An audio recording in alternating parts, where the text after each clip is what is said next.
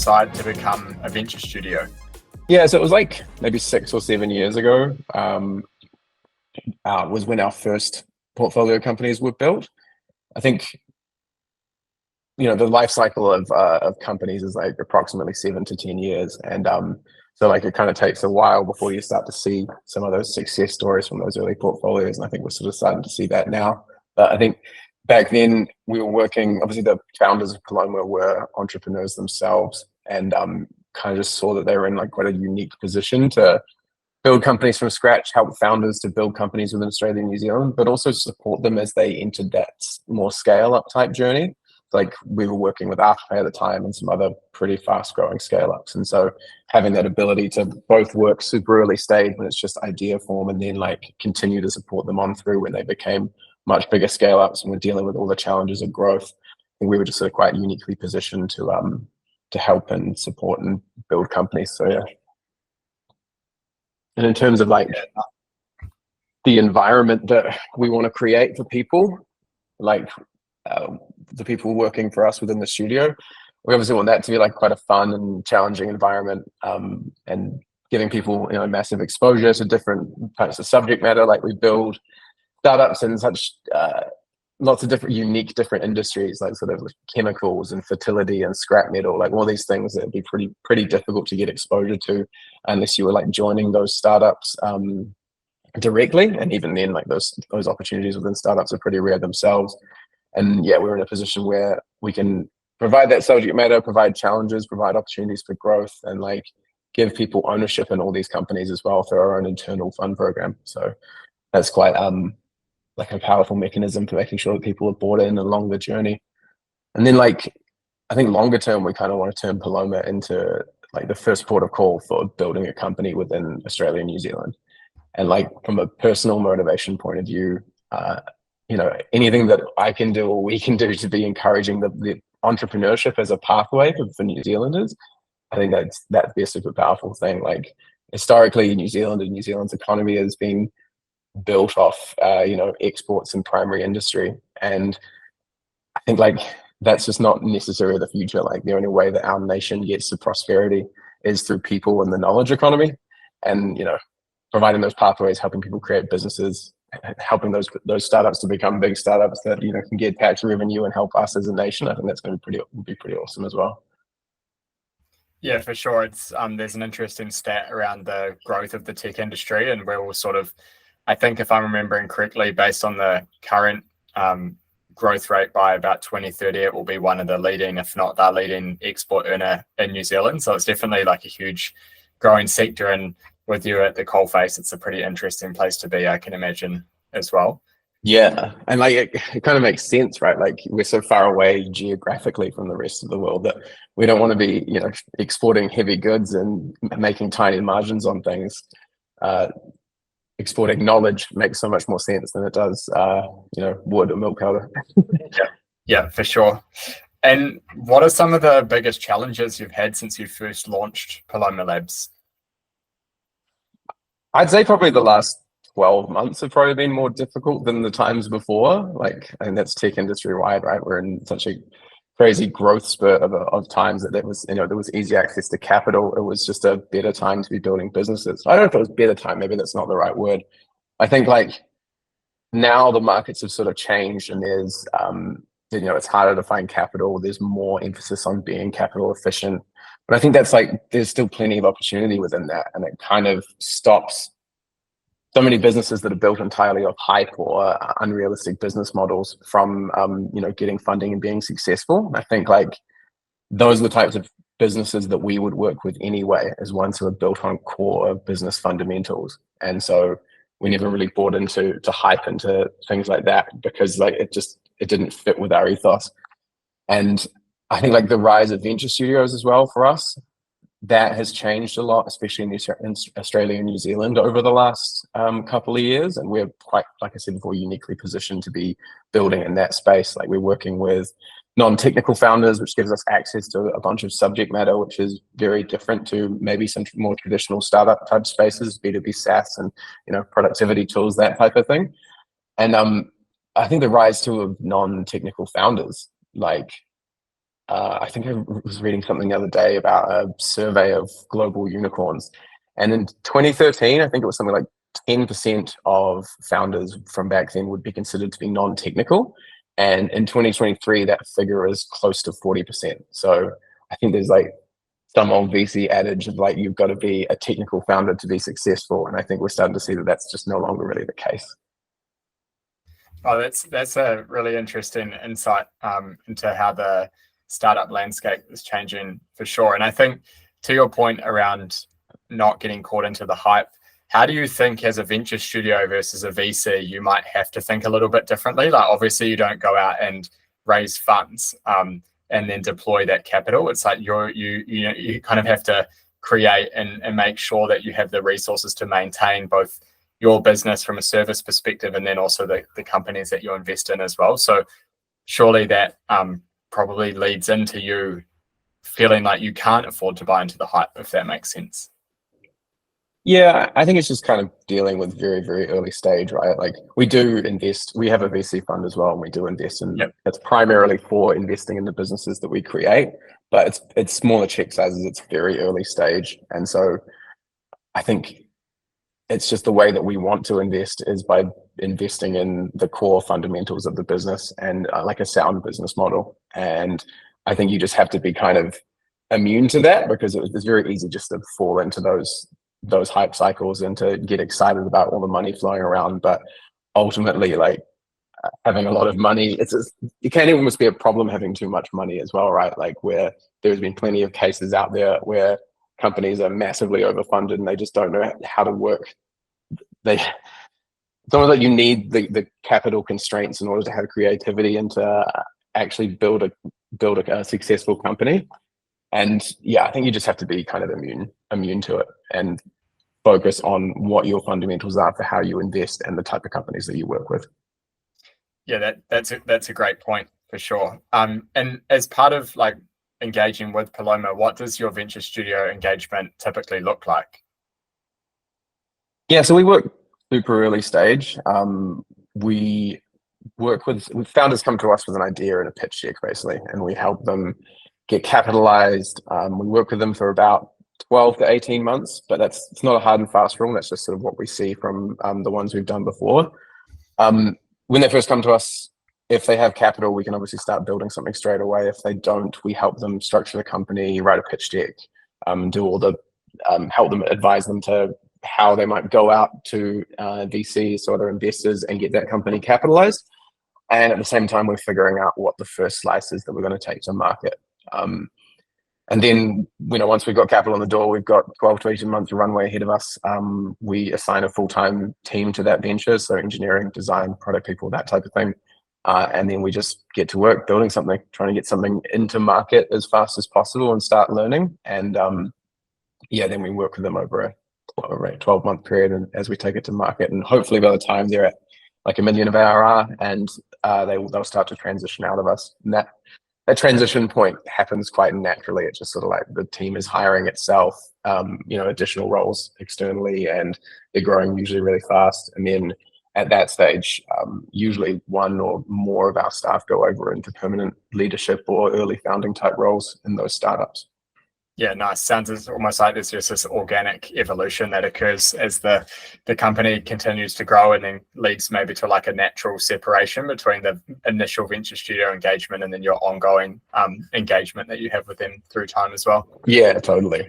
And like along with that whole journey, we're trying to provide all of the wraparound support that a founder and a venture needs in order to survive. So like that's even from back office and finance to like growth and go to market, just like all the support we can possibly provide them for them to be a success in the future. And then like thinking as well, but you said something there about the spin out post stage. There's never really like a hard you're kicked out the door and you're gone type situation. Like it's, we still work with some of the companies that's technically spun out of us like 6 years ago. They'll come back and do little bits of design, or we're like they're on their board advising them or just helping out on one-time little things. So it's sort of like those touch points maybe get a little bit less frequent over time, but they're never really truly out the door. Yeah, that's almost nice though, right? And just like continue to engage them. Totally, Obviously, yeah. you build relationships and you care about the business, so it's awesome to continue to be a part of it. Yeah, totally. And like those early businesses, though, the ones we did 6 or 7 years ago, like some of those ones are much bigger companies than we are now. And so it's cool to be able to sort of sit on the sidelines and see how they grow and see their journey as they go on. Yeah. Yeah. And speaking of growth, obviously pivots are pretty famous in the startup world as people go and adjust to the business idea that they had versus the one that ends up working in market. What's one of the most memorable pivots that you've been a part of, or your thoughts on pivots in general? I don't really have any gnarly pivot stories for you. I know that that's great for this type of startup content, but uh, I think the problem I have with so much content in this sort of space is like the difference in approach for building startups and thinking about shipping features and that sort of things varies so much depending on how early stage you are versus how much further along that company is when you're going into more kind of optimization or more traditional product building type things, whereas the early stage is very kind of intuition based. And I think like when you're working with founders and working with ideas in the really early stage, you're making a bet on the founder, you're making a bet on a business model, and you're making a bet on a market. And like pivots are great for stories, but ultimately, if you find yourself in a pivot situation, you don't want to be there. That's bad news. I think everything kind of comes down to capital, and like capital is the thing which directly influences how much time you have and how you prioritize how you do things. And like pivots sometimes they're unavoidable, but ultimately you should be doing whatever you can in those early stages to minimize being in that situation to begin with. And by doing that, you have to figure out before you start, like, are you playing in the right area? Like you don't optimize your way or iterate your way to a great success if you haven't got the starting point right. And like the pre-product, pre-revenue startups, they've got a ton of inherent risk. And if you categorize that risk into broad buckets, I think it's like technology risk. So can you build the thing that you want to build? It's like product or market risk, which is like, can you build something that people actually want, or more importantly, something that people want and will pay for? And that kind of ties into the business model risk as well. But like business model risk is around, is that business model actually profitable? Kind of talking before about what we're speaking about with the hype cycles thing is like, a great product doesn't hide a terrible business model underneath. And the way that you eliminate these types of risks, not eliminate, but sort of minimize them, is by this preparation, making sure that you're starting off in the correct playing field. So like to touch on the stage appropriateness again, I think there's often this crutch which is lent on, which is like, just listen to customers, build what customers want, and you'll succeed. And I think that's kind of played out, and it's like promoted a bit by people working in companies that are much later stage than the super early stage that like we as a venture studio work in. And those types of product teams or people, they're not operating as the same constraints as the early stage. They've got, it's very rare that you have a ton of customers you can make proper data informed decisions, or you're often very capital constrained. Like listening to customers is a huge part of product building, but we're not just building products, we're building companies as a whole. So it kind of just all comes back to the capital thing. Like what are the constraints of the money you have and the time you have and how you prioritize those decisions? Like in the very early stage, when you've raised money, you've probably got 12 months to get to your next milestone, whether that's another funding round or it's profitability or whatever else. And you don't really have time to be pivoting. You need to be like playing in the right space to begin with. In the early stages, it's really easy for founders to be enticed by this sort of world of potentiality where, every little thing like is an exciting thing you can chase. But you need to kind of have, you need to like have a strong conviction that the starting point and the place that you're starting is the right place. And that comes from that preparation. It comes from a degree of intuition. It comes from the constraints you have, all those things. And if you don't have that conviction before you start, right at the very start, you'll lose that conviction soon enough. And you're hit with the realities of having a product in market and all the challenges that come with that. So if your conviction isn't super high and as high as it can be at the very start, then you probably shouldn't be starting along that journey. So for startups, killing ideas is also a necessary part of the business. How do you think it can be done well?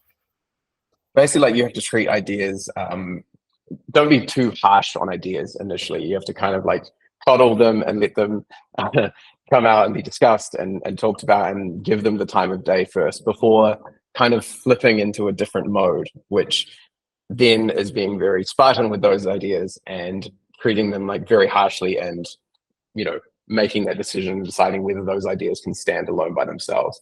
And like with any idea, whether that's like a feature or a startup or whatever, there are 1,000 reasons not to do something. Like, you can always find an excuse not to do something, and you almost need to have this kind of childlike optimism towards new ideas and new things, because of those reasons why it's kind of so easy to say no to stuff.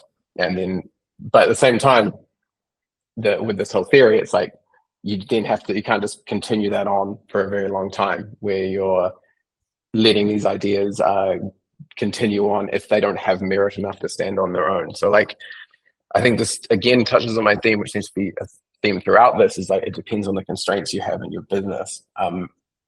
With any idea, you need to know what it is that you're actually trying to achieve with it before you put it out into the world. It's not a matter of just putting something out there and like asking for general feedback or that type of thing.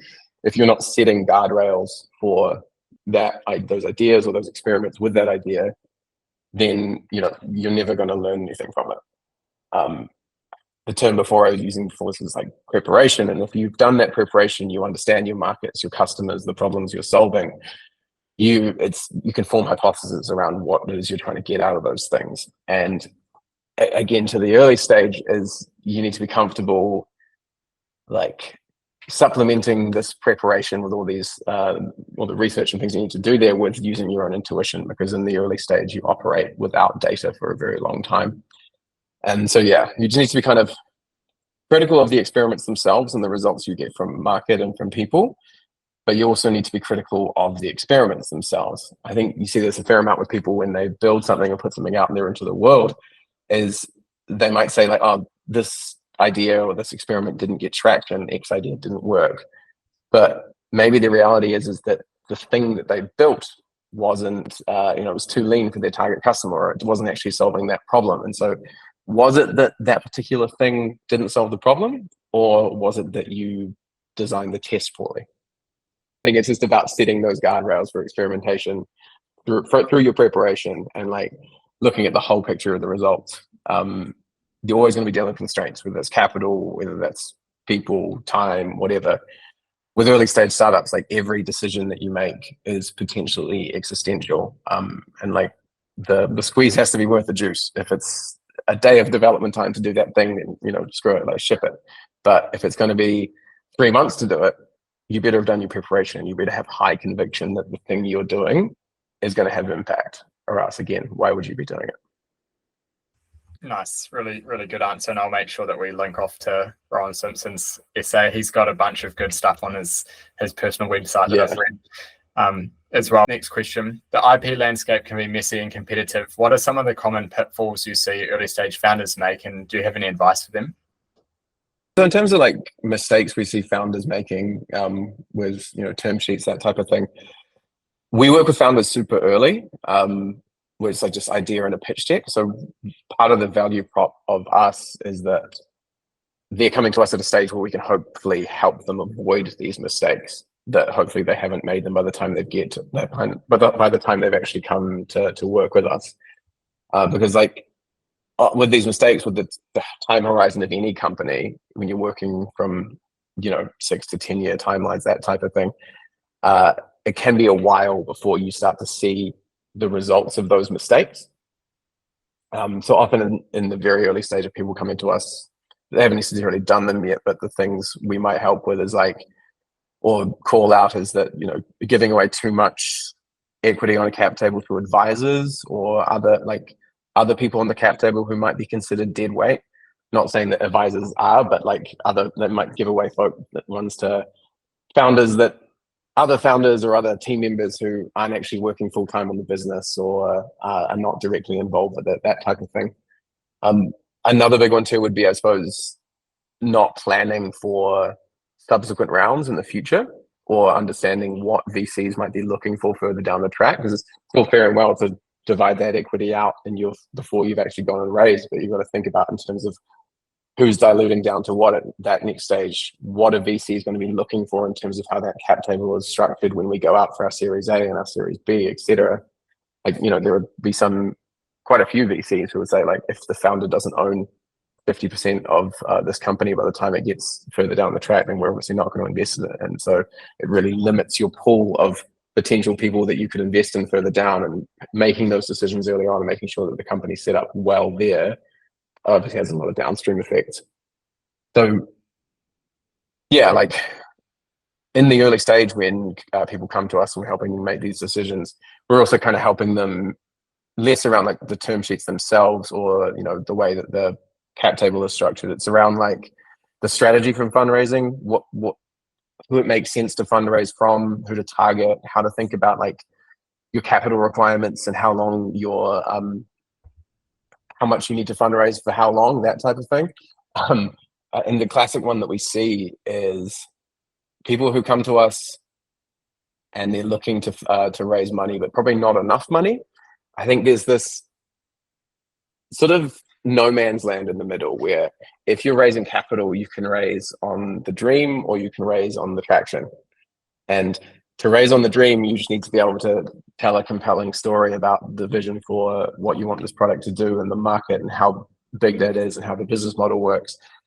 And if you're actually in market and you've got customers, you need to be selling that on proper traction. And if you have just launched and you don't have that traction yet, it's very difficult to tell that story of traction or tell that story of the dream, because you're stuck in this sort of no man's land. And you'll find that if you're trying to raise at that stage, is that everyone will be very interested in it because you're in there in your market, maybe you've got a great product, but they'll all just be like, cool, come back in 6 or 12 months or whatever, when you've got enough traction. And that's a very difficult position to be in, because if you're raising at that point, you probably need the money for it, and you don't necessarily have that runway to keep going on and get that next milestone. So you need to sort of avoid being stuck between those two things. And so that's definitely a mistake we see, is people maybe not asking for enough money or raising at the wrong time. Nice. And what are you looking for in a founder? What we're looking for in a founder, well, first off, I think like in the very early stage, when it's just idea and pitch deck, in that dream state I was talking about just then, like I think the founder is one of the most important decisions there. And so like a lot of the bet or the risk that we take is on the founder themselves. So we need that person to be super driven. We need them to basically bring something to the table that we can't. We have obviously a lot of experience building companies, scaling companies, building teams, building technology. But the reason why we work with external founders or people who come to us is that they need to bring like a deep level of expertise in a particular industry or a particular vertical. And so we need them to have that. And so together, it's the ultimate partnership where we can help build tech company and they can help provide us with that subject matter and into a particular industry. But from like a personal, or from the person themselves attributes, they need to have like a strong vision for where they want to go. They need to have a lot of grit. It's hard building companies, right? There will be so many headwinds. You run into so many challenges. If someone is going to just fall over at the first hurdle, that's like, there's a lot of time wasted and a lot of effort and money and everything that goes into that. So we don't want to be in a position where people are giving up really early on. There's some sort of like nice to haves as well. And if a founder has a really good network, they've already got are known in the space or have good access to potential funders as well, that can be helpful. But I think a huge one too that we definitely don't under optimize for is that they're actually really fun to work with. We're not a accelerator or a type model where it's sort of 1 to 2 months and you're out the door kind of thing. Like, we're working side by side with these founders for 12 to 18 months. Like, it's a significant amount of time, and it needs to be fun. Like, we need to have a good time. We need to get along, because if you don't get along even in the good times, then like when you're going through all these challenges of building a new company, then it's going to be much harder as well. So I think that's like a huge thing for us. And what's unique about the culture of a startup that comes out of a venture studio? In terms of the culture that comes out of it, like as the culture of startups that come out of venture studios, ideally there is no difference in culture between a startup in the wild and one that comes out of a venture studio, right? Like we're when we're building these companies, we're not, they work with us for a long time, but we're not of the opinion, or we're not thinking of them as being within us forever. So we need to be making decisions as early on as possible. Is like, how does this company build its own unique culture, and how does this company exist outside of us? And then that doesn't come just down to culture as well. It's like, technical decisions. How hard is it going to be for this company to hire based off the technical decisions that we've made? We should be using well-supported frameworks and technologies and all those types of things. Like, how does this company down the track become its own thing? I guess the only thing I could really think of that would be different in terms of a venture studio is like, in the very early stages of building any company, it can be quite a lonely journey for a founder. And there's definitely feedback that we've received from people that, founders within our portfolio companies, that they really like being part of a slightly bigger team early on. They kind of like enjoy all of the touch points, the ability to like, hang out in the offices and see all the little bits of culture that comes through from us as Paloma. And just that idea that they're just kind of not alone on their journey, whether it's they're alone as because they're a solo founder, or they're just like as part of a really small team. And I think that perspective and that exposure to us and to our wider network, and becoming onto a team straight a bit earlier on, as you think a bit more about those culture building points, and there are natural triggers for those decisions much earlier on than maybe they would have happened had the startup been operating itself, because they'd be hiring a bit later on, and so lots of things wouldn't come up until that happened. So I think, it's just, for us, it's making sure that every decision we make is about setting that company up for success once it's outside of us, and helping founders to discover those touch points for culture and for their future a bit earlier on than maybe they would if they were doing this themselves just by hiring. Yeah. Nice. That's a pretty big plus as well, especially to your point around like the lonely journey of a founder, like having a support network, just over and above any of the actual like input you make from a delivery standpoint is super valuable. So if you are a startup and you are thinking about raising capital or talking to a venture studio, how can they get in touch with you? Yeah, so if you are a founder, particularly from a non-technical background, who is looking to start a new startup, raise capital, and don't know what that journey looks like or how you might go about that, then you can either reach out directly to me on LinkedIn, or you can fill in our contact forms on our website. We work with founders who are idea and pitch deck, sometimes even before pitch deck. So we're pretty willing to have conversations and to get into the business model and get into what you're trying to do quite early stage. And we do as well. Our selection criteria is quite narrow. We work with 1 to 5 companies a year, and so we have quite narrow parameters for the types of founders that we work with. But even in the conversations we have in its very early stage, we obviously want to add value and help out the ecosystem as a whole. So we're always happy to talk to anyone.